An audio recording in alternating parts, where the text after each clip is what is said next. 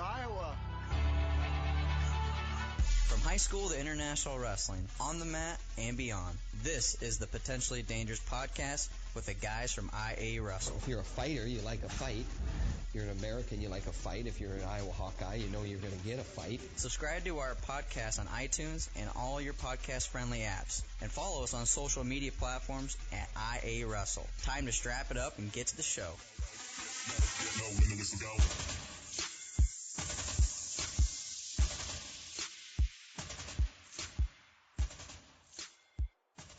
We are back for Potentially Dangerous, episode 127. Sectionals down. Districts this weekend. We got regional duels right now going down. Some results are coming in. Probably won't get into those until we can, maybe by the end of this podcast, we'll have all those finalized. And a lot of them got postponed, Lars. It seems like it's like an ongoing theme. Like, we're just postponing or we're canceling stuff. The weather's been horrible. But new rankings. You guys usually don't do 1A and 2A rankings after sectionals, but we talked you into it this year. Yeah, first time giving it a shot, see what people think of it. But not a ton of movement there, but, you know, a few guys get knocked out, a few head-to-head matchups, things like that. So makes it a little bit clearer heading into the state tournament. All right, so we are going to hit on a lot of things today. Took a little heat today. With rankings. I did personally. I don't think you guys did. 1A and 2A went unscathed. But Austin DeSanto, we're going to hit on that here in a little bit. Cyclones, back-to-back shutouts. They're going to do some stuff with AAU, so we'll touch on that. Albert Lujan for UNI having big wins. AAU state tournament coming up. Big numbers at district. So that's next Saturday. That's 2 Saturdays from now. So that's always a big event at Wells Fargo Arena. Wartburg, Augsburg, going down in great fashion as always. That Division III rivalry is always great. Then we'll hit on some regionals, hopefully at that point. Hit on some rankings and answer some of your questions at that point. So we'll see how far we get. Right now it's 9 o'clock. We're probably going to try to go till 10, but sometimes it seems like, Lars, we've been going into like 10:30. So let's get right to it. Austin DeSanto, Nebraska duel comes. Nebraska's chirping. You know, the whole duel too, I think, in my opinion. And then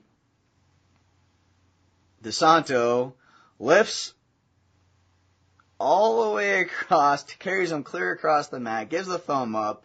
I'm kind of laughing like a little school. That's the stuff you just don't see. And then there were some posts like, he body slammed him on the ground, like from Blood Round, but from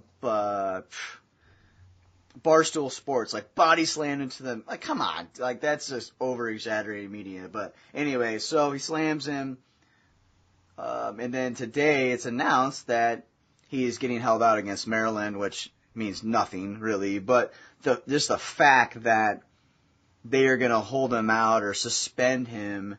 We've seen this a couple of times now. What are your thoughts when you saw the news today? I'm pretty impartial either way. Do I think he needed to be suspended? Probably not. But I think they're just trying to make a point to him that it's got to stop. What is this? 3 of the last 4 duels. He's got a team point taken away.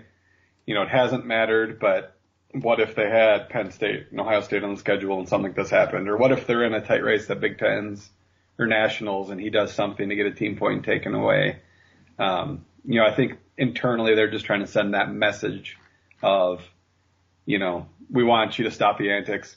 The problem is I think they kind of like him in a way too, because that's what gives him the edge. He's a fiery guy and he wrestles best when he's kind of got that chip on his shoulder. So I don't know. I think in some ways you kind of hate to take that away from him too.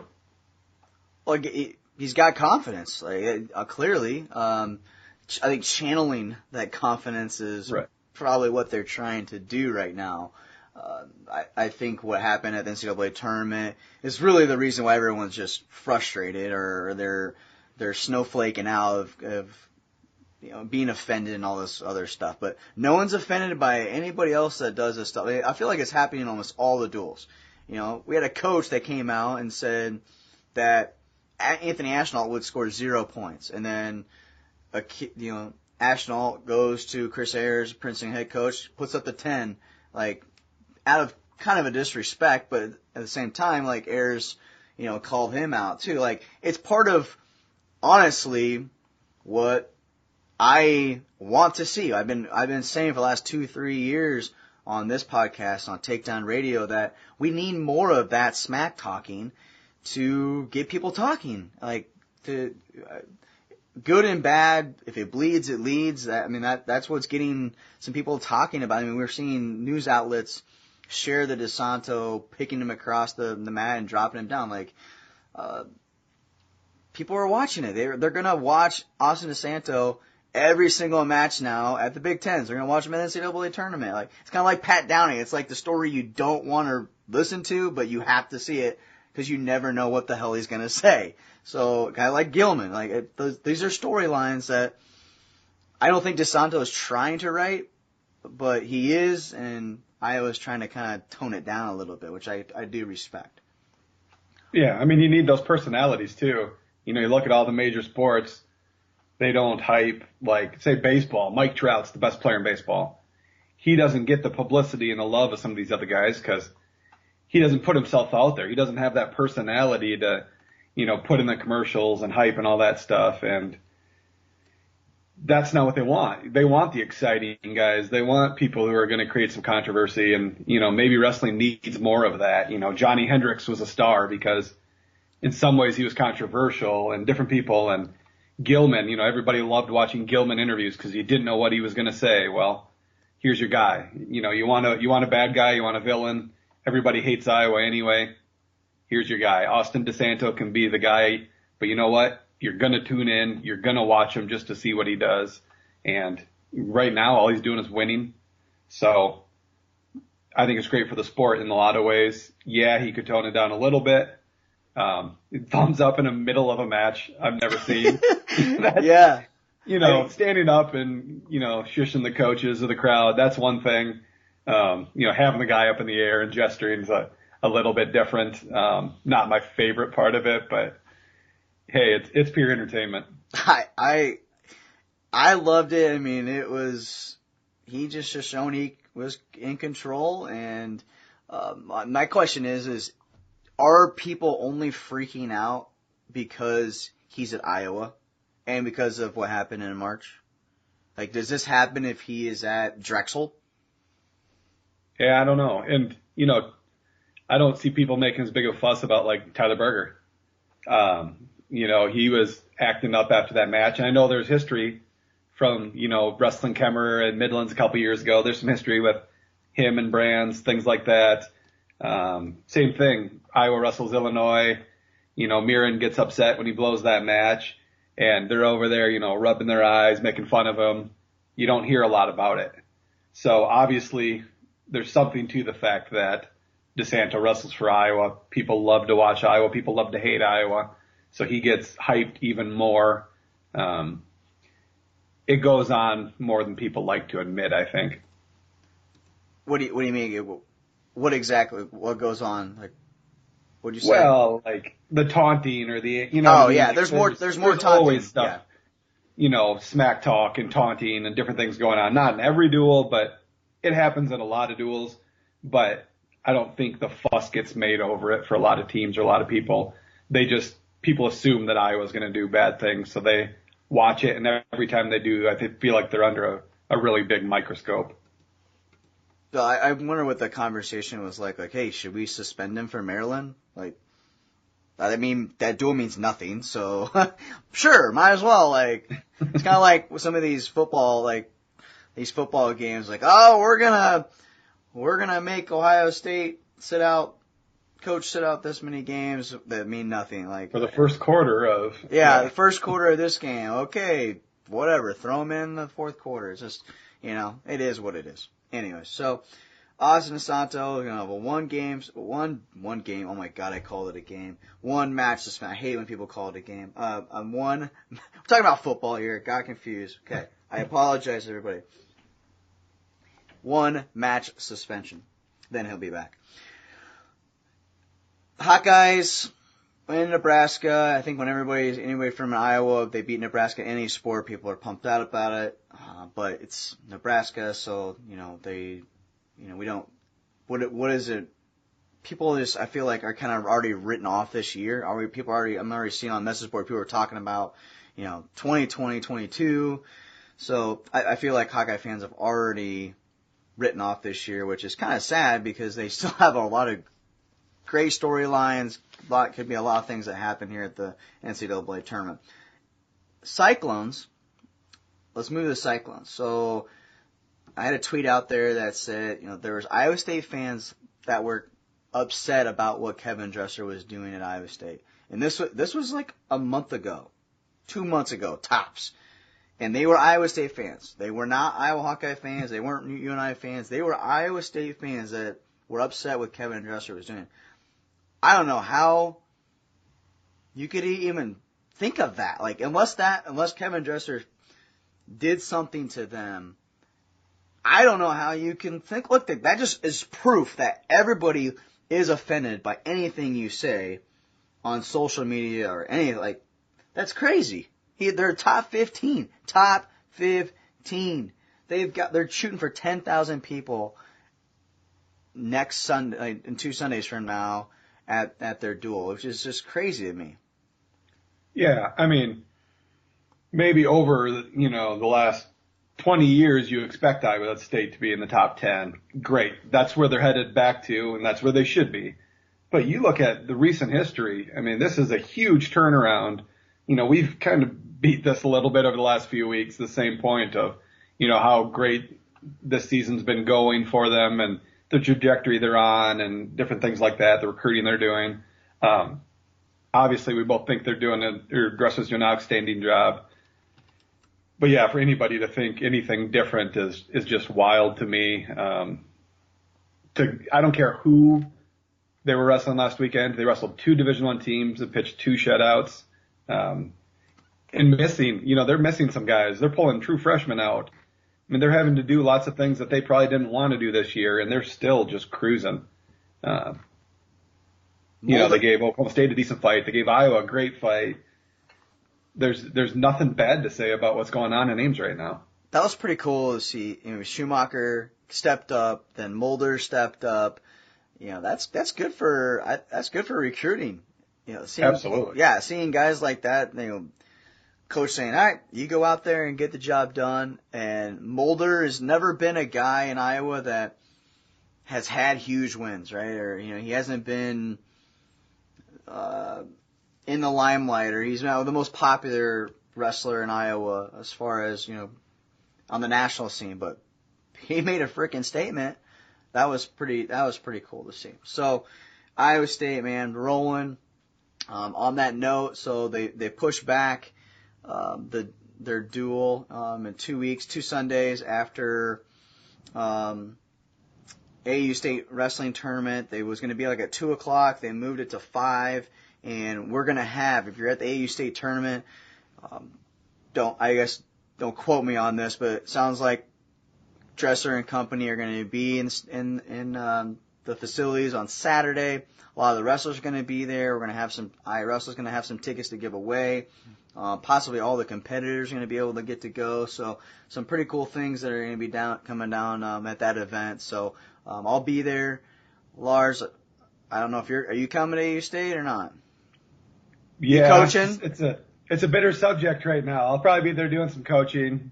Yeah. My son lost 4-4 and sudden victory, double overtime. Staying home this year, so little bad subject for me yet, but I'll be there. Do you tape the matches and then go back with him yet and kind of fine tune it yet, or have you got to that point? I do on some. That one I didn't record or anything, but we'll watch some of them. All right. So Cyclones running hot. Want to see Big 12s. Hopefully Cam Kramer's going to go down there. I'm going to Big 10s. So Cyclones got some things rolling here. They got definitely some individuals. So see if they can keep up in that top 15 rankings. Maybe slide into 10 if everything goes right at the end. But I think that will be very impressive if they can finish in the top 10.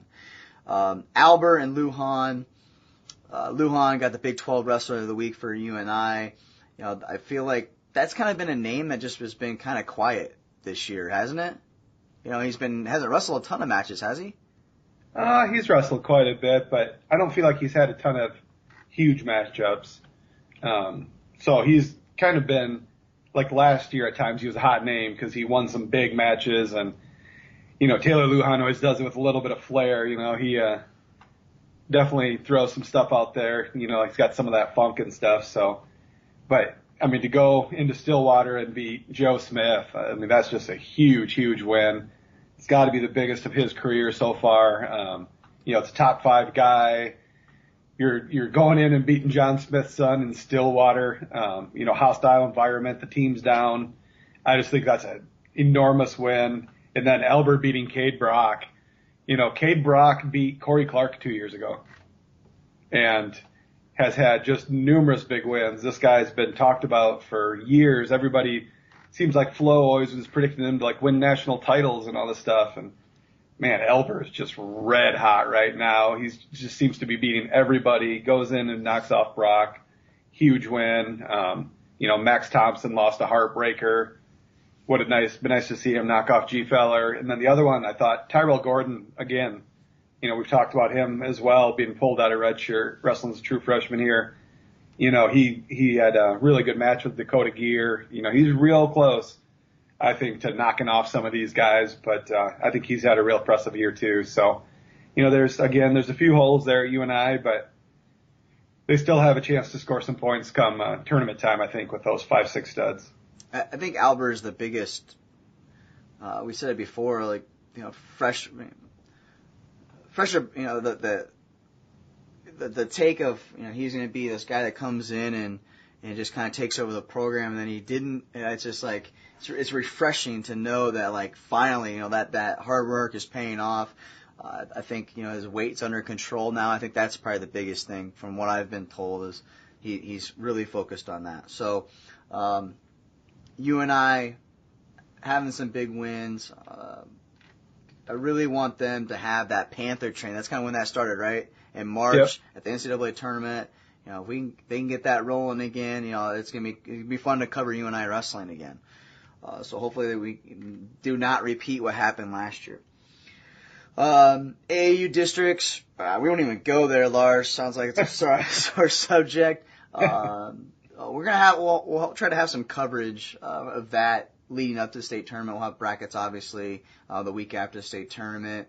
And we have a few people that want to break down the AAU state tournament, some predictions and whatnot. That's just something that we haven't really dabbled in a whole lot. So we'll have some people that we'll talk about a little bit of youth wrestling. I'm sure that will cause some fire, but lately that's just kind of seems like we are getting known for. Wartburg Augsburg, did you watch it?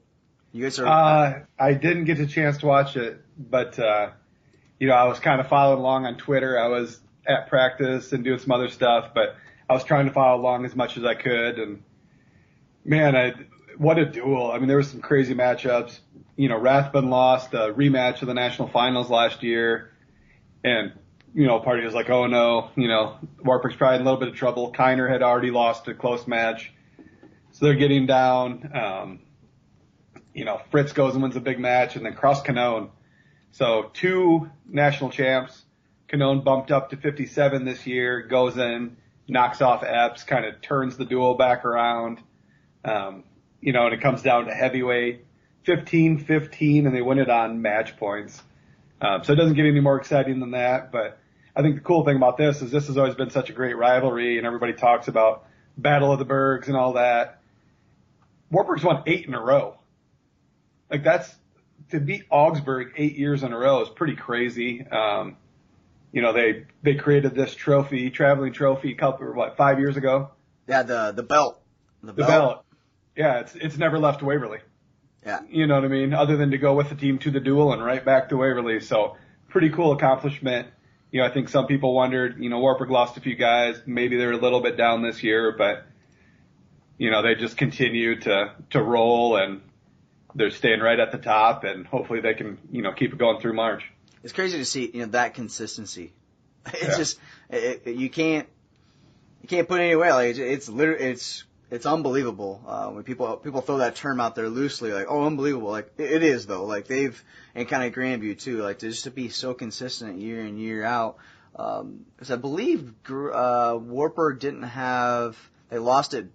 The NWCA duels, the national duels. Yep. They didn't win the duels, so this is a big win for them going into March. So kudos to Wartburg for getting it done. All right, one more college thing that we didn't write down. Grandview, it's official. Yes. 2019 women's. Yes, they're adding it this year, so that's awesome. I can't wait to see who the new coach is because they gotta get somebody in there, man. It's recruiting season here. The girls' state tournament's over. There's a couple girls in Iowa. Obviously they're gonna go past that as well. But do you want to they need to get somebody in there. Do you want to throw some names out there yet? I'll probably get myself in trouble if I do that. Oh, come on. All right, okay. All right. So, yes, kudos. Grandview is recognizing, like, we just got to get it done now. Someone else is going to do it. And I'm sure they'll make the right decision. I mean, they took a chance on Nick Mitchell. I don't know if they take a chance, I guess. At the time it was, though. I mean, at the time it was, but, Nick Mitchell, and they knew a lot more. I've sat down with them and discussed, who they're going to hire. So, I just want to be the recruiting coordinator. I just want to help him be like, you need to go recruit that girl, that girl. It'll be interesting. That will be I think one of the I want to say the most sought after job, but I mean, because there's D1 schools that are trying to get girls wrestling in there, but I mean, to see what Grandview did with the boys, they're clearly invested in that. The facilities, the girls aren't going to be wrestling in the facilities that the boys are, but that's how Grandview got started. They were wrestling in that small little gym, so clearly things have been working there for recruiting wise, and that's going to be a hot job. So. Kudos to Wartburg, for Grandview for getting that done. All right, regional duels. They're coming in here. I just checked the Iowa High School Athletic Association website. PCM over Harlan. First time ever, I'm told, that PCM's made state duels, so wow, pretty cool for them. Yeah, so and the duel, PCM and Harlan was, who did PCM wrestle first? PCM wrestled Harlan, and Carlisle wrestled Humboldt. I'm pretty sure. 38-33, and then PCM beat Carlisle 38-31. So PCM's in. That's kind of a. Would you say they're a better tournament team than dual team, or what are your thoughts on their dual team? Yeah, I would for sure. They've come around. Again, they were pretty beat up a lot of this year. PCM was not only like Roland being out and different stuff, but even some of their other starters, not necessarily their top guys, but some of their other starters have gotten healthier again. So they're, somewhat dangerous. The problem is with the way they're rated, they're probably going to run into West Delaware first round. I don't think they have the horses to keep up, through a whole duel with West Delaware. So chances are they're going to fall to the back, and then we've seen it time and time again. I'm assuming, they pull some of these studs out because they're going to try to go win traditional state, and they're the favorites right now for that. So Osage went through. They beat Clarion Goldfield Dallas 42-27. Sergeant Bluff Luton, they knocked off Bishop Heelan 41-21. So a couple of 2A results coming in. 1A, Logan Magnolia. I think they got a pretty good solid team. I almost went to that duel tonight, but Logan Magnolia 49. That win over I-35 that's another good win. Logan's wrestling really well right now. It'll be interesting to see how they do it at state duels. Lake Mills they've wrestled some tough teams this year too, and they put up 49 against Marmac. So that team is on to state. West Sioux is on. They dominated their regional. They beat 72 to 12. West Sioux then beat West Lions 63-18. Missouri Valley over Woodbury too. So here's something that I was told. I got a text tonight that Underwood didn't send any of their studs to regionals, and they were supposed to. I didn't have time. Like, this just happened like as the podcast was getting started. But, yeah, because West Lyon beat Underwood 76-16. So, 6. Oh, yeah, 6. 76-6. Underwood. So they didn't send any of their studs. And they're supposed to be, like, remember when Fort Dodge did this? And there's a big Orpero, and then they made these new rules. So, do you know is there any kind of penalty for them not sending is it just kind of like a warning, or is it just a guideline? I mean, can they have any issues happen to Underwood? Yeah, I don't really know what they can do. What can the state really do to enforce it? I know that emails go out to coaches saying that, they're required to wrestle their starters and they're not supposed to, send JV kids. This is a varsity duel type of thing. But, I mean, how are you going to enforce that? And how do you force people to care about a dual title? Yeah. They run to at the college level too with, national duels. Do we do them or not? What's the format? It's a cool thing, but not all teams care as much about the duels. And if they don't, so be it. What I'd actually, in some ways, rather see is if you don't want to go and you don't want to take your team, either they send the next team in or just don't go. Why waste the trip? You're wasting the school's money to take a bus full of these JV kids to this tournament or to this, regional duels. Is it even worth it? Or would it have been better off to just Westou's the highest seeded team in this regional.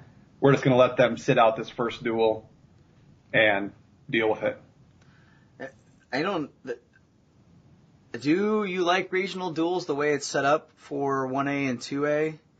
Not really. I still think there's a lot of disparity between duels and tournaments, and to set your regional duels based off of tournament results just doesn't make a whole lot of sense to me. But at the same time, like in 3A, you just set it off of rankings. Well, we've also discussed the way that we're doing dual rankings, and obviously that's not any better either. So I don't know that either one's the perfect answer. There's got to be a better solution to me than deciding it off of a tournament. A team like Atlantic just barely missed out in regional duels. They got third in their sectional. They're not a huge tournament team. I don't expect them to do a whole lot at state other than, like Chase McLaren and stuff, but they're a good they're a good dual team. They could have done well in a regional dual format, but they didn't even get that chance because they're not as strong of a individual tournament team. They just, with the numbers, why don't they just get rid of sectionals? Do we have gyms around the state that could hold all of these teams and just come to one district for 1A? I don't know that we do. I mean, most of the sectionals that I've been to in 2A over the years are pretty full with crowd. You already have 6-7 teams. So do you really want to expand it to 14 teams or 12 teams?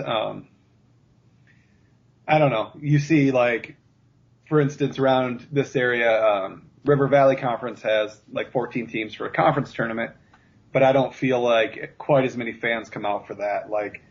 Conference tournament's one thing, sectionals is a whole other thing. I mean, this could be your kid's last chance to wrestle this year, or it's just a bigger deal. It's the postseason. Conference is kind of postseason, but it's not the same. It's not a qualifier. I think more fans want to show up for sectionals, so I don't know that you consistently have the gyms, especially in 1A. I mean, you're going to send double the teams. What if you put Bosco and Lisbon in the same district some year? You're going to tell me that there's a 1A gym that can hold those two teams plus 10 others? There's just no way around it. Yeah, I don't know. I mean, the Iowa High School Athletic Association puts these sectionals in a certain area of the state for a reason. Not every high school can handle it or want it. I think that's kind of a mixed conception. Why don't they put it here? Well, that school might not want it or have the means to do it because it's an undertaking. So part of me says, let's just get rid of sectionals and find a way to see if we can make that happen. We all know state duels suck. I would like, the conference tournament, I think year in and year out, just it just seems like more and more coaches and athletes just, why are we wrestling conference tournaments? It's just, it doesn't mean anything anymore. Like, I don't know why. I mean, it's the same teams you've been wrestling all year too. You dueled all these teams all year long. You've seen all the same kids. Would it be better off to be able to pick a different tournament to go to that weekend that, you know what I mean, you can maybe see some different people? Hey, I don't even know how you could. Southeast Spokes won in the CIML for how many years, and it's been, a couple of teams at the top. Like, do people even ever mention, or like the WAMAC, like, that this team is the the MAC champ this many times? Like, no one really cares anymore. I'm trying to think if like we even cared. It was more of just like a reason to wrestle or get your weight down prior to sectionals, right? Right. So, that could definitely be a weekend that they could hold state duels. And it would give people enough time to get geared up for sectionals maybe. Or if you got rid of sectionals, you'd have a weekend between there. I don't know. There's all kinds of ideas out there. What I do know, if what I can tell people, is the ranking situation is going to get changed. Or at least there's going to be a new proposal on the table of how these rankings come out, how the pairings come out, that's going to change, because it's just not working. Everyone knows it doesn't work, especially at the 3A level. It's just a joke.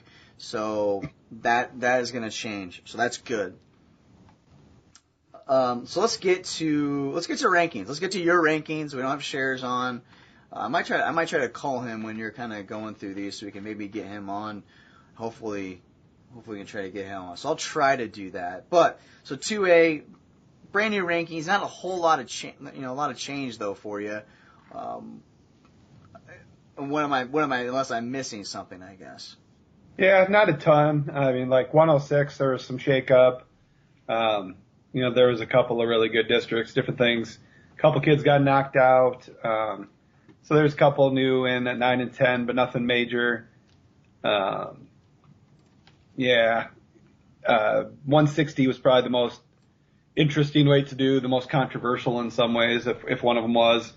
So Caleb Swalla from Van Meter knocks off number 1, Skylar Nofsker of Ballard at sectionals.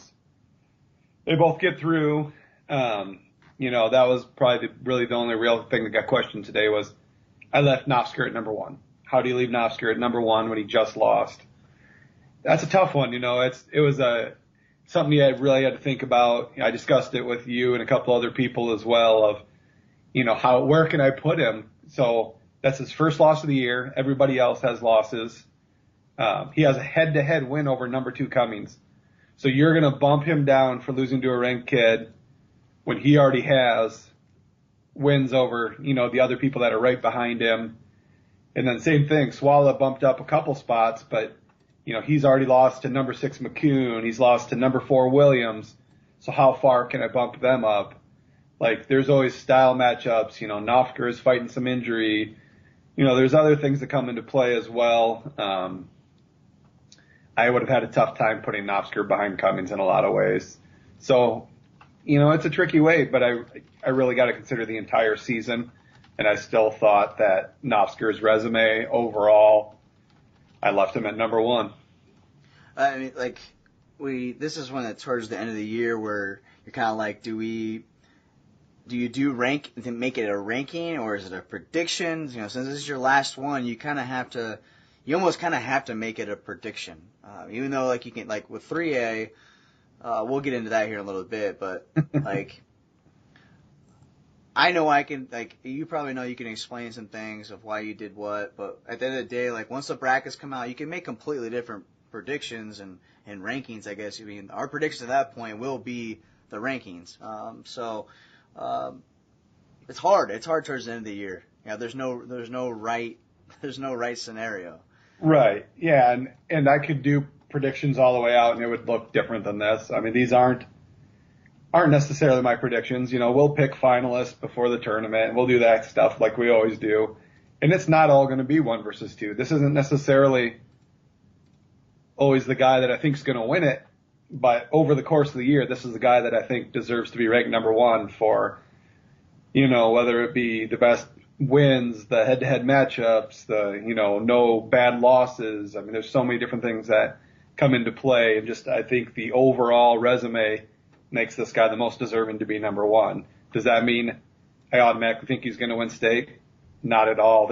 There's guys down the list. We've talked about, again, we're going to hit it on 3A. Eli Lloyd, we talked about a few weeks ago. He got bumped down when he slid to 38 and lost a match. Does that mean I think he's going to get 4th or 5th at state? No, it doesn't. I think he's going to place higher than that. But that doesn't necessarily mean he should be ranked higher than that. I think that's the overall hardest thing is kind of explaining that kind of hit home here too in Class 3A. We can stay on 2A if you got anything else here. Not really. I don't have a whole lot here. Again, I forgot about the Skyler deal. So yeah, I mean Swalla getting a big win, but he's got some losses to some of those lower ranked guys. So yep. But like what a time to get hot, right? I mean, that's absolutely. That's what they always say peak, right? This is the right time to peak. So nothing else matters until districts and state. But yeah, and then there's a couple guys that slid weights. Obviously, there's guys that are going to bump, stuff like that at sectionals. So there was a couple that actually weren't in the rankings, bumped up a weight, maybe to an easier weight in some ways, not as deep a weight, and got in. Cody Cleveland, Eloisa Muscatine. I've talked about how deep 26 is all year. He bumps to 32. He knocks off a returning state qualifier in Dangler to make it through sectionals. Now it looks like he's got a great path. He gets ranked, slides in at 132. Abe Michael and Makokata, 170, same thing. All these guys have been beating each other up all year. Michael had kind of fell out of there. He bumps to 82, beats a ranked wrestler in Kreinbrink from Assumption up at 82. He takes his spot, slides right in. So kind of interesting to see some of that where guys are bumping around as well. Team race, does it change anything from, you feel like, what's going to be the difference between 2A duels and tournament teams? Like as far as fans go that maybe are following 3A, like what can they expect? A ton. I think they're way different. So West Delaware has been a weird team. These guys are good. They're really good. They have 8 ranked guys, but yet they keep sliding down the dual rankings a little bit because the top ranked guy on their team is ranked 5th. So Ryan Phillips is 5th, and that's the highest guy. They have a whole bunch of guys ranked 6th, 7th, 8th. I think a lot of them are capable of placing higher, but, like a Jaden Payton's taken some losses last few weeks. Mitch Mangold was number 2, took a couple of losses and slid down a little bit. So they slide down to 6, but I still think they're the easy favorite for duels. I mean, there's no way that you can consider anybody else the favorite. Could they be knocked off? Yes. They're definitely the team to beat in duels. But then you turn over to tournament team rankings, and PCM is the clear number one. Union's made a big push. Union's got some studs. If Aronson and Thompson and some of those guys win it, they're going to be right in that race as well. But, I don't think West Delaware maybe, they could creep up into that conversation just because of depth. But it's weird to see them at 6 in one rankings and 1 in another. There's some disparity there of it's just not the same. You can have those studs. Wahlert last year won it with 4 guys. And they obviously weren't going to do great at duels, but in traditional, if you have those top hammers, you're still right in that race. I love what I love about the dual tournament, and I wish again it was not with the traditional. What you love is seeing those 1A and 2A teams come out, and this is what's going to make I think a lot of fun because people aren't going to know what to expect. Coming into those duels like 1A, I'm kind of bummed to see Underwood not go to regionals and put up their teams out there. So 1A and 2A always just seem to bring everyone. Like they love winning dual state championships. 3A, it's a little different. I just feel like there's not a whole lot of fight sometimes from some of those teams. If you're not in the 3 or 4, then there's really nobody that even tries to even compete. So, be fun to watch that. Class 3A. All right, let's move to there. So, First, let's start about the tournament team rankings. And Waverly Shell Rock's got 10 ranked wrestlers. Southeast Polk's got 9. And how many times do you just sit back and like, how is Waverly Shell Rock coming out of our tournament team formula with, who gets what for rank number 1 and who gets number for, 8th place, whatever it is. You don't think anybody can knock off Southeast Polk, but the numbers don't lie right now. This is the way how it fell right here, no bonus points. It's possible. These guys got a sneaky team. So all it takes is Southeast Polk to lose a couple of their big time guys, and Waverly Shell Rock could come out. Yeah, I mean, like I said, there's no bonus points. So when you look at guys like Devos and Runyon and Christensen, some of those guys, they're going to score bonus. I mean, these guys are pretty dominant at their weight. So you never know what's going to happen, but you look at stuff like, Cam Barda's not in the lineup anymore. He's grown. He couldn't make his weight anymore. You've had some guys injured and missed time. There's been just that little peak of vulnerability in Southeast Polk that we haven't seen in the past that, has snuck up on them just a little bit, and Waverly just continues to climb. So obviously Riggins is number 1. We've talked about him, but guys like Bailey Roybal just kind of steadily climbing through those rankings. Herman and Herval, Braden Wolf, quietly, top 3 guys. Snyder at heavyweight. Again, that's been a weird weight, but he's kind of just risen through those, rankings as well. So, like I say, numbers don't lie. This is the way it shook out, and really, it wasn't like it was super close.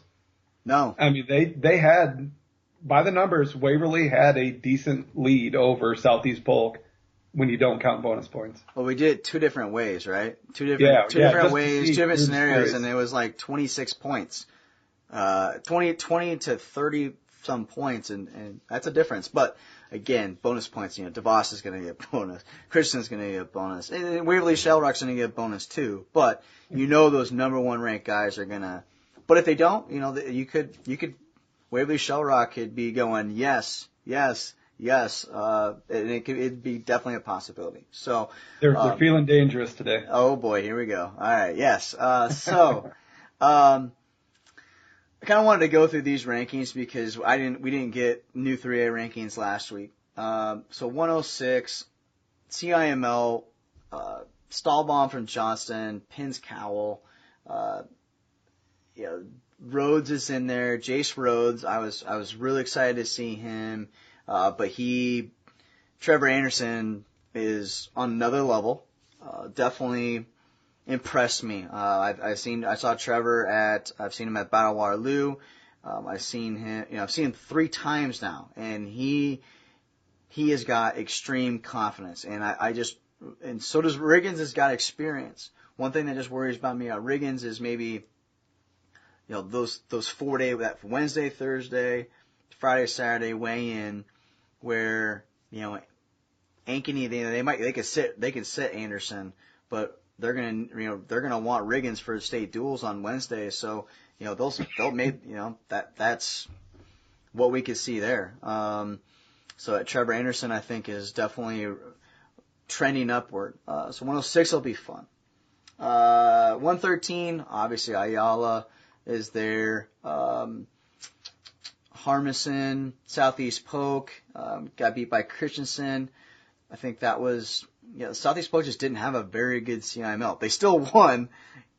They still kind of dominated the tournament, right? But, so that, the CIML will shake up there. But you mentioned Robol there at sophomore for Waverly. I think, that'd be, everyone's going to be fighting for 2A and 3A, right? So, or third place. 120, Thomas Edwards has come down to 26. From 26 to 20, and he looked really good at CIML. Some of his, as somebody who was a former coach of his, I'm a little bit more, how do you say this, hard on him, or I have higher expectations for him. So if you listen to the call, you'd hear that, but there's no archives of that. But I think Edwards looks really well. He wrestled Taylor pretty good from his feet. It was a low scoring match. Both wrestlers didn't really have any attacks, so I think this one's going to come down to how the seeds play out, and I think that's going to favor Edwards as a returning state place winner. Hunter Garvin, a freshman, ranked number 2 right now. So the Hunter Garvin seeding is going to be interesting to see how they put that. What are you hearing, Lars, as far as how they're going to kind of handle freshmen coming in? I'm curious on how it's actually going to play out with freshmen. Obviously, they don't have the results from the prior year, so I don't know. I'm torn. A little bit of it's like, they have to earn that right, but at the same time, you have some pretty special freshmen that don't have that, so you have to somehow give them their due as well. So, head-to-head wins that they've had this year obviously would help. Strength of schedule, something that I've been told will play a large role into these, seedings as well, things like that. So Garvin did go to Independence early in the year, had some big wins, different things. So, I'm hoping that they don't punish him too much for being a freshman and slide him down. I'm hoping he's not on the same side as Colin Schreiber, because I really do think, in my eyes, I think Garvin's the second best guy in this bracket. So I'm really hoping he can get on that other side, and then, we'll see how healthy Colin is. Colin, talked to him today. Cast is off. So the cast is off. He's been able to wrestle a little bit. Obviously, being off the mat and being in a cast, things don't, work the way they used to, right? But from my discussion with him, feels confident. If he is mobile and he's ready to go, he's the favorite. Garvin right there, Edwards, Taylor. Sam Ayala commented about Taylor taking a lot of shots on Edwards. He definitely did, but they just weren't good shots. Edwards was able to really fight off every single one, so I guess I was mistaken. There was just no shots that were finished in that matchup. So maybe Edwards could have been dinged a couple times for not taking shots. But Schreiber is definitely the favorite if he's 100%. The cast is off, so I think that's positive if you're a Schreiber fan from obviously Mason City, hoping to go for 3 districts. That's going to be the kid to watch just to see how he's doing. 26, Oldham Ratchie, we got to see that again. Oldham definitely closed the gap. I don't know if you watched it live or not, but Oldham definitely, he wrestled a lot smarter on the edge. In the matches prior, Oldham would push the pace on the side, and then Ratchie would just be able to capitalize on the side. So that was the difference. But Oldham and Ratchie at CIML is a completely different story. So, maybe Nixon figuring some stuff out. I hope that is a final matchup. Matthew Jordan went down there at CIML. A little shake up there at 26. 32. This one, Joe Pins lose it. Conrad Baswell, this weight class is really interesting. Espelin, Monroe, very confident. He's another kid that kind of put up like the confidence level of Trevor Anderson. I think it's going to be hard to beat him. He's got experience in the finals. And he always wrestles well at state. He's a 2-time runner-up. Doesn't get the love of a lot of guys, but Ben Monroe is going to show up when the lights are on in Des Moines. Yeah, so Espelin beats Hegelson. So I think Espelin could be. I've been a big fan of his since his freshman year, but he hasn't had those big wins. When it counts. So that is, if I was going to pick like a sleeper of this weight class, Espelin could be that guy. He's probably bigger than any of these guys. Monroe has put on some muscle mass, but Espelin's a freaking jacked dude. Braswell's got probably some of the best talent, but Jansen there too. He lost that conference. I don't know if that was just kind of a mental match. I haven't seen the match, so I shouldn't comment on that. 38 was fun.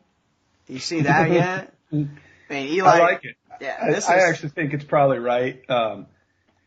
Man, there's some weird ones. Streep's got some good wins. Also got some losses. Lost to Oh, I can't think of Washburn. Colby Schreiber just continues to wrestle well. I think he was the guy. He had to be number one.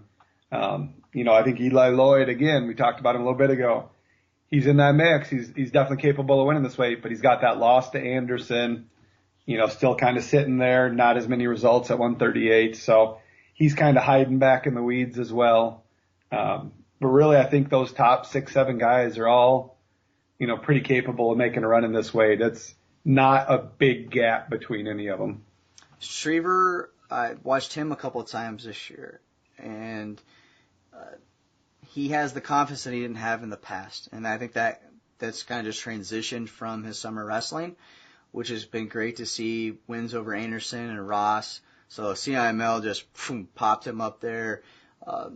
Lloyd got the win at the MAC. So I think if I had to pick 2, Lloyd, Colby in the finals, depending on how the brackets shake up, I like either one of those. Lloyd with the experience, I almost got to give the nod to him.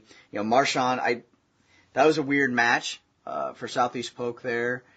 He's the guy that's got the experience, and just kind of, I don't know if he just overlooked that matchup or if weight cut's an issue. I haven't kind of dug into that with the Southeast Polk coaches, but that's a guy as Southeast Polk gets rolling that can take this weight easy. So this weight class will be probably one of the deepest at in Class 3A.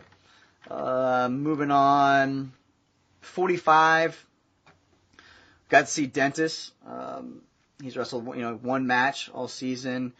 Dropped him down just because I think it'll be interesting to see how they seen him at the state tournament. Corbin's wrestling really well, but Colin Lewis, it's hard not to put him at 1. He's been wrestling really well at this weight class.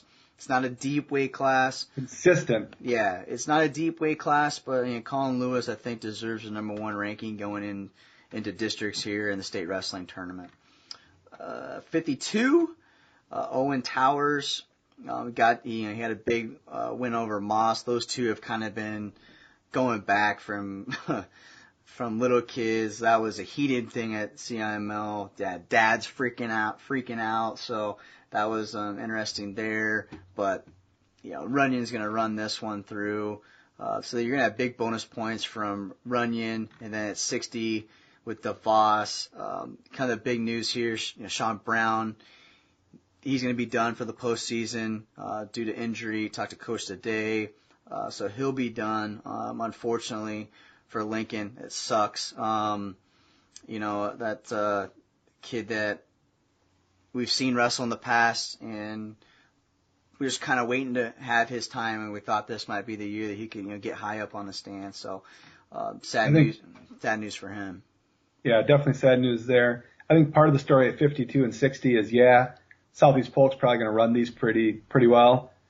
Again, Waverly, Hervel's 3, Herman's 2. Can those 2 make the finals? Are they going to be on the opposite side and make the finals? That's where that team race comes into play of, hey, maybe Southeast Polk's going to win these weights, but if Waverly can get those 2 in the finals, that's where they're going to make a lot of their ground, to keep up at those weights and then have your other ones that are going to win, I don't know. I think that's just an interesting story there to see Waverly that high. They don't match up great, say, in a duel with Southeast Polk because of Runyon and Devos, but in a tournament format, if those guys can still make that run to the finals, that's what puts Waverly right there. You're exactly right. I mean, those backside points are going to be so important. So how do they respond will be, really the difference maker there. 82, not a ton of change there. Not really much to kind of touch on there. 95, Gabe Christensen, he's the dude. He's another guy that's for Mr. Wrestler of the Year award. It'll be interesting to see kind of how the top 3 happens. Southeast Polk could have all 3 in the top 3. Their top guys could be all in the Dan Gable Mr. Wrestler of the Year. It'll be interesting to see how coaches vote on that. But so 95. Cell 1-1 versus Schmidt. Won the most recently one in the MAC. Frazier had a win over Tristan Licht at CIML. 220. This obviously is a big one today. Unfortunately, Greg Hager out of the postseason. Catching a little bit of heat on this on Twitter. Obviously, Lars. This is never an easy situation. He's a media member, as someone that does the rankings, that has to answer a lot of questions of what happens, who's out of the rankings. We took a ton of heat for Lloyd, not being in the rankings where he was. So Greg Hager, due to things I don't know specifically, but the school is not going to be able to wrestle anymore. So, maybe it wasn't my place to say why he's not wrestling. Maybe I should have deferred that to the team. But as a media member, I feel like I have to report on that. I'm not going to try to sweep it under the rug. I'm not trying to step on somebody when they're down. I mean, this has got to be a horrible situation for the family, for the wrestler. I couldn't imagine just feeling like you're the guy going to the state and have it ripped from you because you made a mistake. So I apologize if I've put salt on the wounds, but at the same time, this is my job, and I have to tell people what's going on. In my opinion, there was no details that are out there. I didn't put any details out there, Lars. But it was the first thing we were asked when 3A rankings came out. Immediately, we started getting the question of, where's the 220 from Dowling? Where's Hagen? At some point, we have to almost answer that question. Like, you can't just ignore the fact that everybody's asking where he is. And it wasn't going out and trying to spread rumors or say he did this and this and this. It was just as simple like, hey, he's out. He's not coming back. That's why he was pulled from the rankings. You had to address it in some way that, hey, there's a reason I pulled him out. I didn't just think, oh, he's not going to place and took him out. There's something there. And it's not just any kid. I mean, this is the number one ranked guy that's been the guy all year. He's going to Indiana. That's not going to change. We're going to still cover this kid. There's no malicious intent. We're still going to cover him when he goes to Indiana. Like, we're not just writing him off. Kids make mistakes. This stuff happens. We're not in the business to put kids down. A lot of the stuff was made of the dentist situation. Those are, maybe I took that out of frustrating. Where that frustration comes from is, we gotta hold kids accountable. As a father myself of two kids, I want to hold my kids accountable if they mess up. I hold myself accountable. If I mess up, I mess up all the time, do things I shouldn't do. Probably shouldn't have tweeted that. I'm owning it. I'm apologizing to it to an extent because I get both sides. But please know that this is my job to report on these things, not malicious. There could have been a lot more things that have been said out there. So we'll move on to that. And we're still going to cover Dowling like we always do. I'm just not going to have Greg in it, unfortunately. So 220 opens up. What I thought was going to happen was maybe we're going to see Bo Lombardi jump down to 220 because hasn't been able to handle a lot of these 285 pounders. You saw him, Vice manhandled him in a tournament. He didn't have a CIML. He got pinned, so I thought he was going to see him down to 220. Maybe that's still happening, but I haven't been told that he's going to go down there. I think that's a better weight for him, just as far as size wise. He's tall, but weight wise, I don't think it's there. So 220 opens up a lot here. Southeast Polk's got Caleb Runyon. So I saw him at CIML. Hager could be a big point getter for Norwalk. There are a lot of people making a lot of stick of their dual team ranking. which is probably another conversation that will get me in trouble. So 220 is really, I think, open for the taking now, because that kid was dominating it. He walked through CIML. He's walking through this, the whole season. So 285 is a mess, but I think it's a good mess. That's one of the deepest weight classes too. Like 138 is pretty deep too, with Lloyd coming down now. So what are your thoughts on 285, Lars? I mean, these aren't my favorite weight classes. I'm a small guy. I'm getting a little fatter, right? I'm getting into the middleweights, but 285, 95. I don't enjoy breaking down those matches. I like to see my 45 and down breaking down those matches. So what are your thoughts on this weight class? Like you said, it's deep. It's hard to predict in some ways. I think CIML and a few other things helped shake it out a little bit. Obviously there's been some controversy around the way that this weight was ranked. Two different sites had it completely flipped upside down. I think that there's been a little more clarity. Jordan Anderson maybe took a step back. Lombardi got pinned, like you said, at CIML, took a step back. This, I believe beat Murray at conference. Is that correct?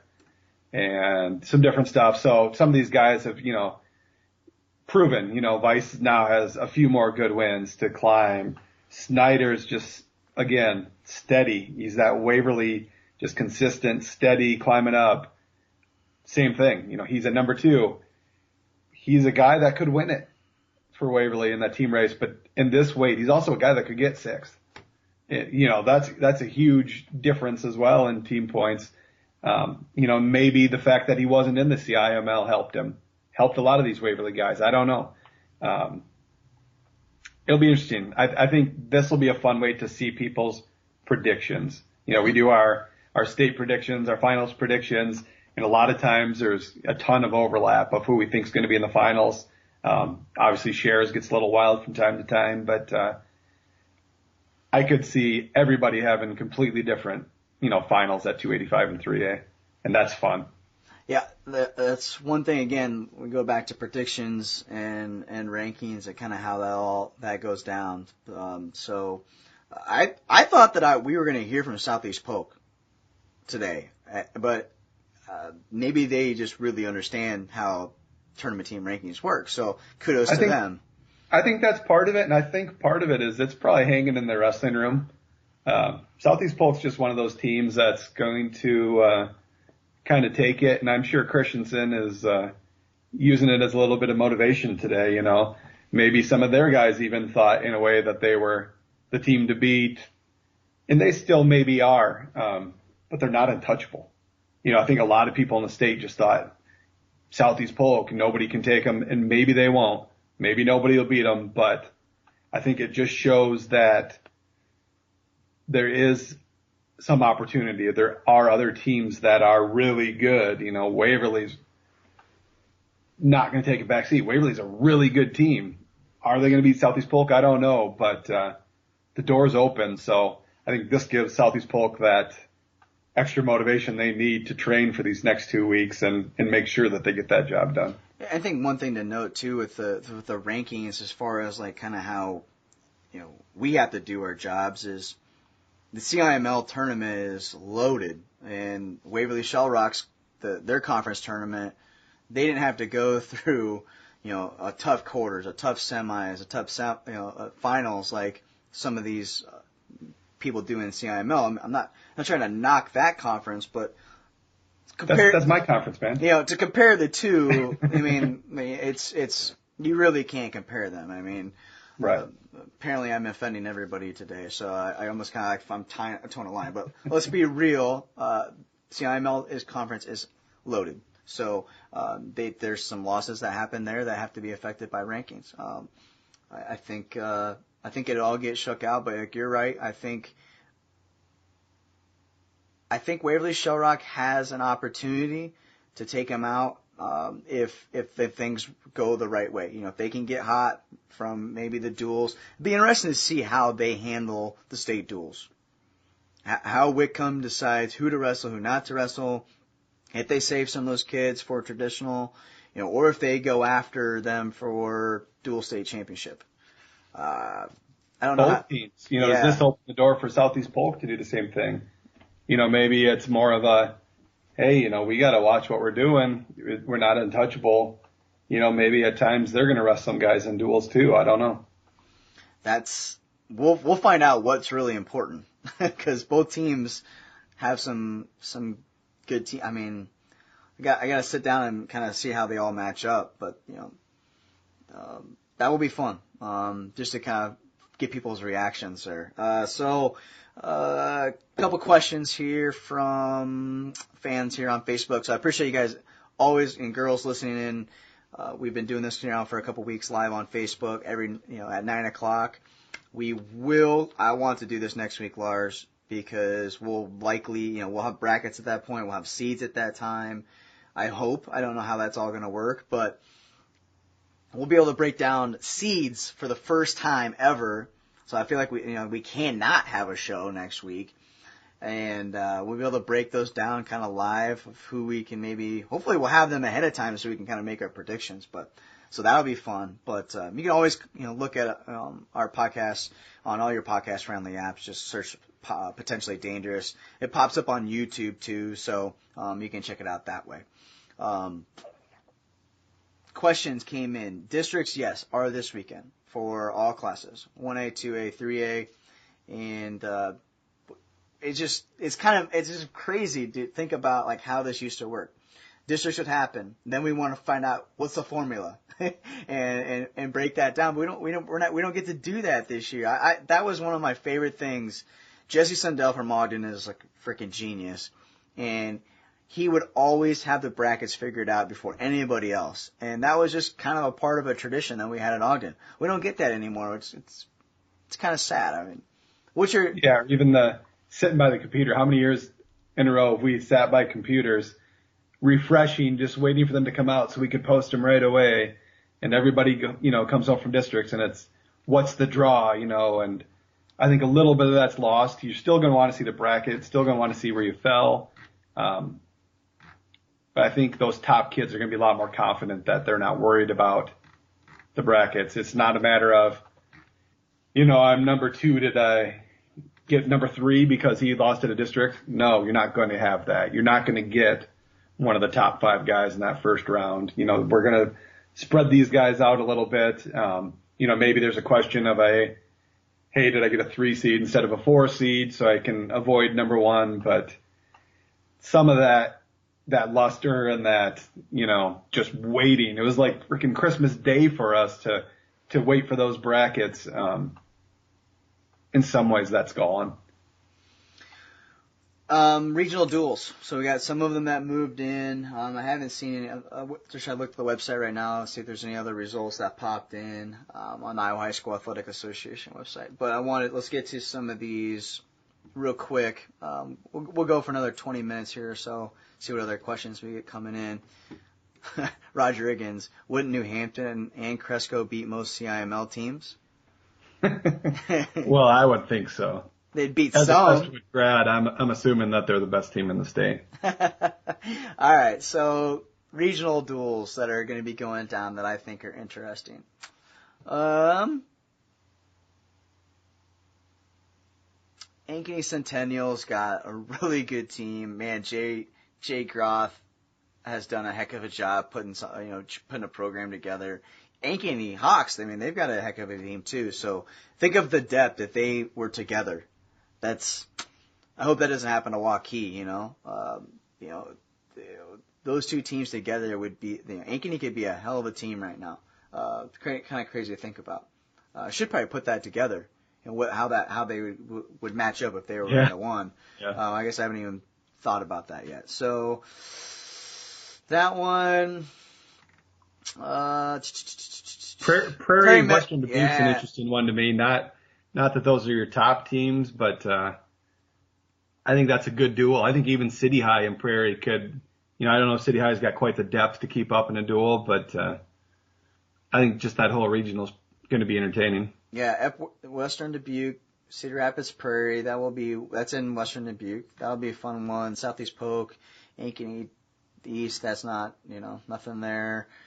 Norwalk Valley, I think Valley doesn't even know really kind of what they have. It's been a weird year for them. Norwalk, a lot of people are upset how Norwalk got into this seed, but they're going, I got Valley, but I think they might have a chance against Valley. That has just been kind of an up and down season. So it'll be interesting to see what kind of lineup is there. If I'm Valley, I'm not trying to get out of the regional, personally. I would put out my JV team and call it the season and what it is, and move on to traditional state and try to get some of these guys some state championships. Waukee, I think Waukee's got a good team. They just got to put it together, like they did last year. Other than that, it's pretty clear cut and dry for 3A, in my opinion, right?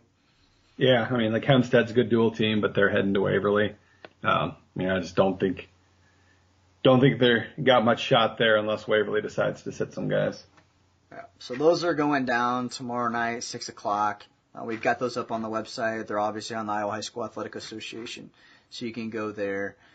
So 1A and 2A, a lot of them are going down tonight. Some of them got pushed to tomorrow night. I saw some people like chattering up like some of these dual, like Don Bosco, like a team just trying to even wrestling them was trying to get out of the duel just because they didn't even want to wrestle them. Like it wasn't going to happen. Like the regional duels, they're just not going to have them. Well, and like Lisbon, I know, has already beat all 3 teams in their regional, and none of them were even remotely close.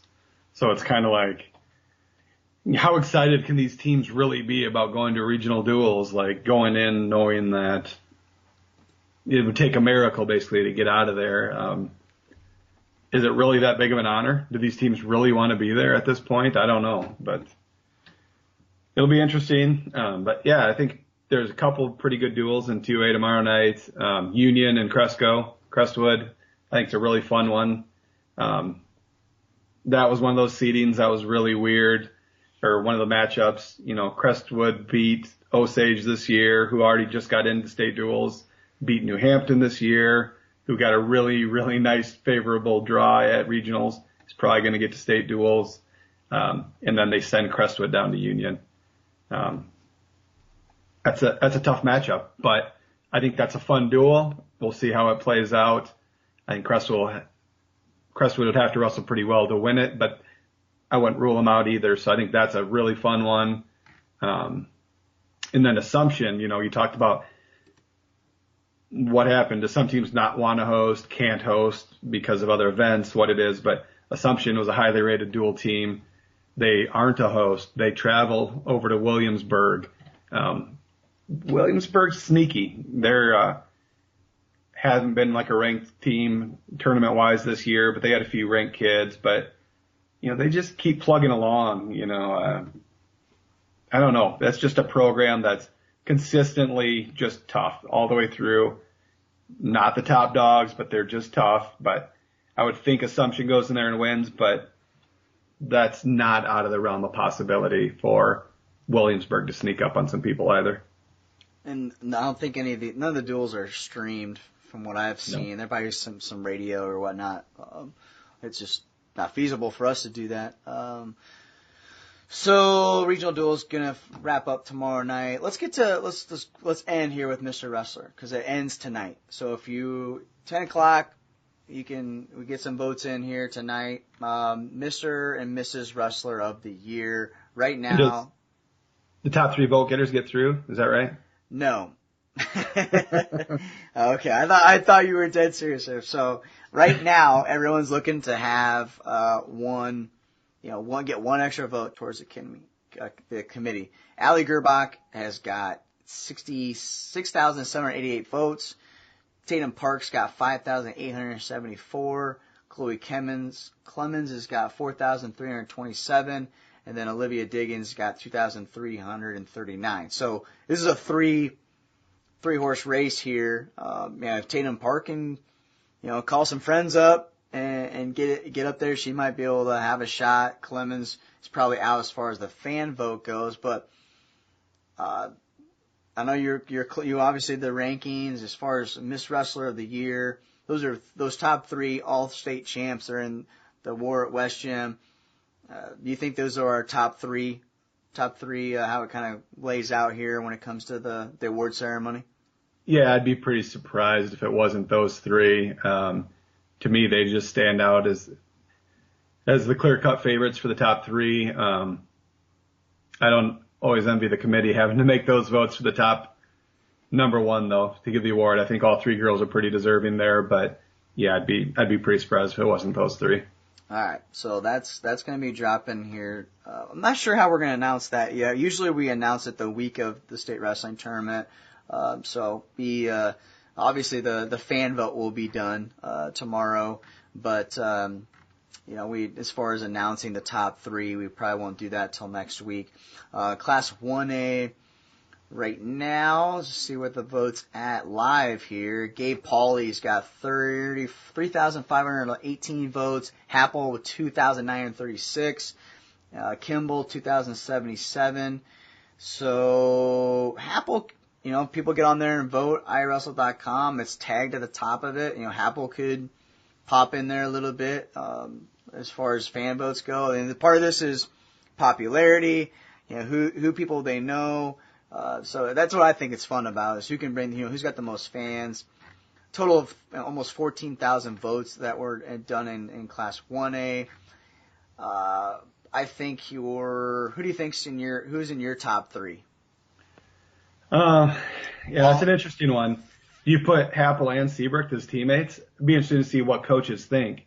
Like, are they okay with putting multiple people from the same team in? Happel and Seabrook are both deserving guys, but do they almost cancel each other out in some ways? I think Allard and Heinrich obviously haven't done great in the fan vote. They're out in Western Iowa, maybe don't get as much pub. I think those are both guys you really got to consider. To me, those are probably the top 4. Pauly took a controversial loss to a number 1 kid in 2A, but I'm wondering if that'll hurt him a little bit. Kimball's rated number 2. Sims doesn't necessarily get a lot of love, but these are 7 really good guys, but I think the 2 Lisbon boys, Allard and Heinrich, are probably in some form. Those 4 are probably my top 3. And yeah, Heinrich is who I think that's a guy that, again, West Side hasn't just got any love. That's our fault probably too. But who have they wrestled, too? So that's what it comes down to, matchups too. Allard, I'm a big fan of Allard, so I think he should be in the top 3. I think it's going to come down to Happel and Seabrook, how, what those fan votes come in, the fan votes and then the committee, that could be big. That could be big for Happel. Because you're right, like, will somebody vote one or the other just so they don't want to have 2 Lisbon people in there? Be interesting to see how that happens. I think people go with Happel just because of, running into multi-state, going for that 4th, the last name of Happel. I'm guessing just that's kind of where the vote will lie, is Happel, Allard, Henrik. But I definitely could see how, Seabrook could sneak in there with Happel as well. So that's how that's going down. 2A, Flora. Flora and Skylar and Oscar are kind of neck and neck here. That could go down here tonight. Flora's got 5,277 votes. Skylar's got 4,804. Loonsman, distant third, 2,800. Broderson, 2,400. But you've got Spencer Chineri in there, Eric Fott, Cody Fisher. So Class 2A, who you got in the top 3? Yeah, I think Broderson, I think, is a slam dunk to be in that top 3. But then again, it's hard. Really, I probably got 4 guys. I think with Broderson, you got either Flora, Trineri, and Fout, I think, are the other 3 guys that are in that conversation. Fisher's right there as well. Loonsman took a loss at conference. Nosker took a loss last week. So those kind of things might hurt them a little bit. Flora is a defending state champ, so I think maybe he's also going to get a little bump there along with Broderson. So that only would leave one spot for, Trineri's done everything, on Fargo wise, Fout, I don't feel has done quite as much lately, but, early on in his career when he was a freshman, he's going out and, tearing it up at Fargo and doing stuff. So he's been around a long time. So I think maybe Trineri and Fout fight for that third spot in my mind. Fisher could have some say in it as well, but I don't know. It'll be interesting. I think, Flora, Broderson, and in my mind, maybe Trineri, but, I wouldn't be mad if the coaches voted in Fout as either. Yeah, I think Broderson slam dunk take 2A as far as the winner goes. But, getting second and third is still pretty cool. They get a trophy in their trophy case. Name's going to be there forever.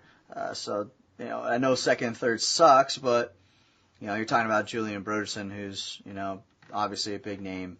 Right. With Aiden Reeves going down, I just, him not being in there, I think that just makes it Broderson's to lose. Yeah, and it opens up another guy to get in there with Reeves out. So Class 3A, this one I think is going to be interesting with the vote because with Schriever has been out here and when the vote takes place happens before the state wrestling tournament. So I think slam dunk prior to state tournament, everyone's probably voting Colin.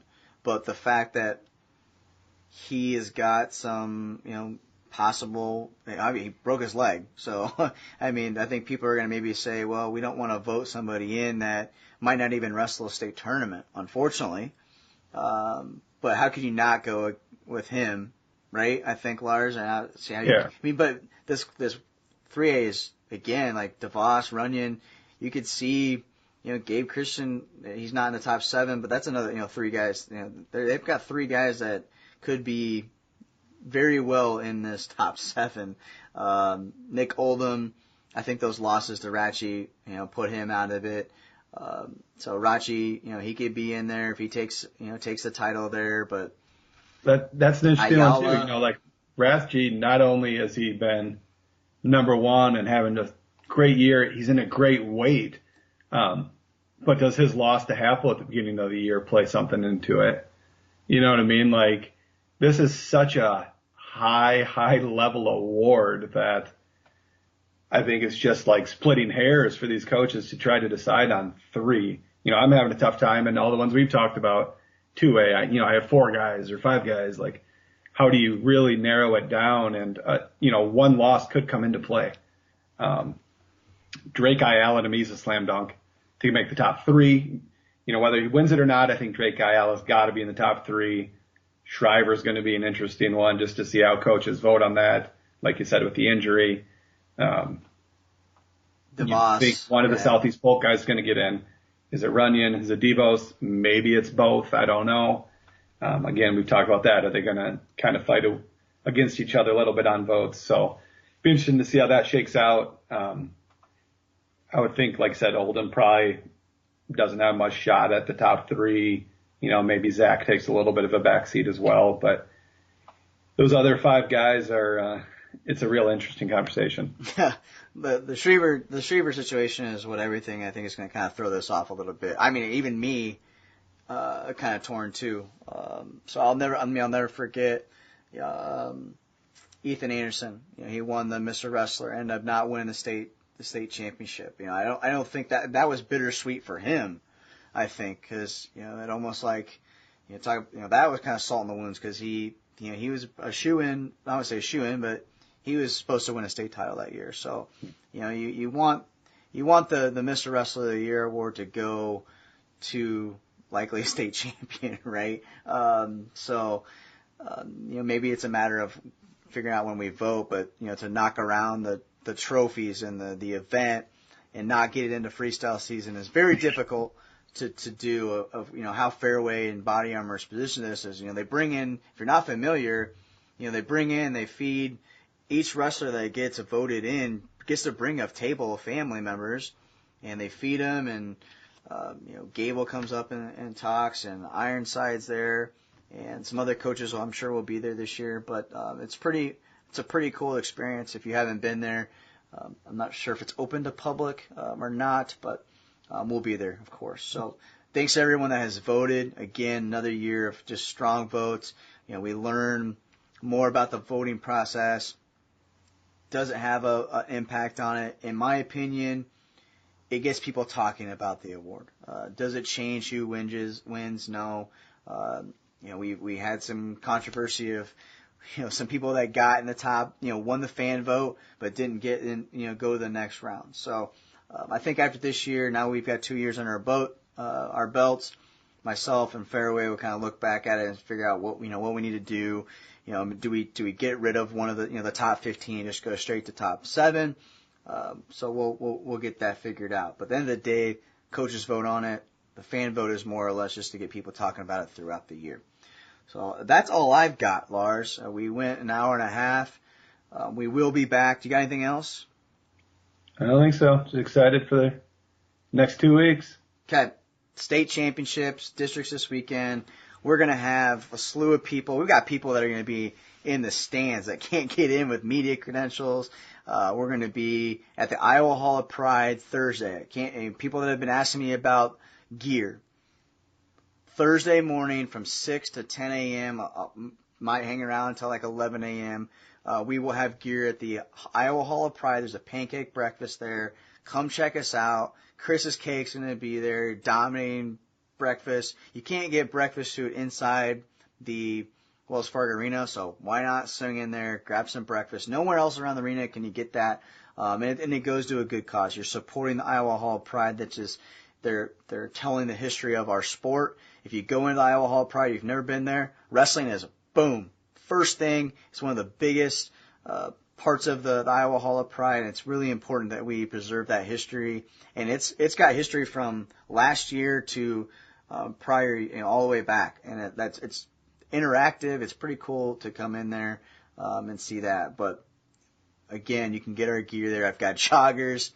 People are hunting, chomping at the bit to get these joggers. I got boxes full in my house. I feel like I got a little sweatshop rolling in my with my house and all this stuff. You haven't even sent me my gear. I still gotta get a hold of my gear yet. Yeah. Kirk lives in Des Moines, so he was able to stop in and grab it. So I've done shipping stuff.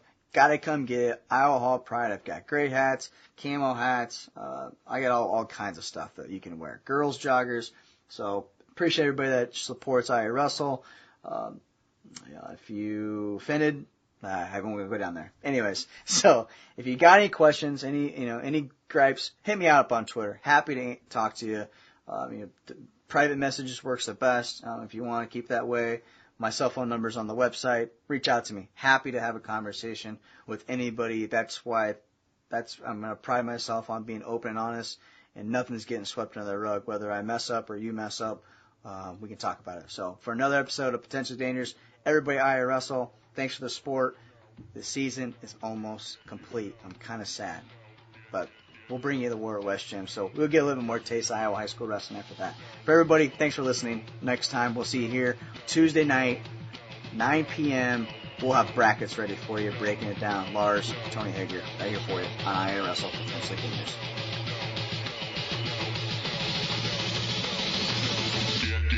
Get low when the whistle go.